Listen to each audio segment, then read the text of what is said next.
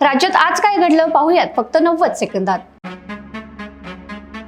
पंकजा मुंडेंच्या वैद्यनाथ सहकारी साखर कारखान्याच्या विक्रीने खळबळ, रविकांत तुपकरांच्या शेतकरी संघटनेचा सनसनाटी आरोप, न्यायालयात धाव घेणार। शरद पवार भाकरी फिरवणार, राष्ट्रवादी काँग्रेसमध्ये मोठा बदल, आर आबांच्या मुलाला मिळणार युवक प्रदेशाध्यक्ष पदाची जबाबदारी।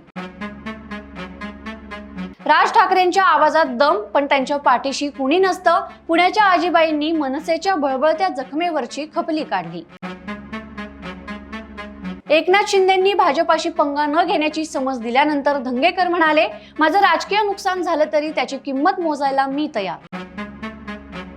शेतमजूर दाम्पत्यासाठी देवाभाऊ देवासारखे धावले, एका SMS मुळे आईवडिलास घडलं लेकाचं अंत्यदर्शन।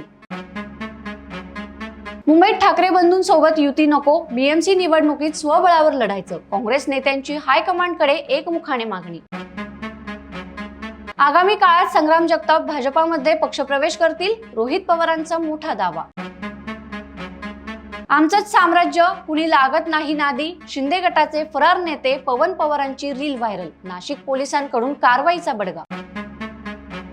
विषारी कप सिरपचा वाढता विळखा, यवतमाळच्या कळंबमध्ये 6 वर्ष चिमुकल्याचा संशयास्पद मृत्यू। अशाच ताज्या घडामोडींसाठी बखर लाईव्हला सबस्क्राईब जरूर करा।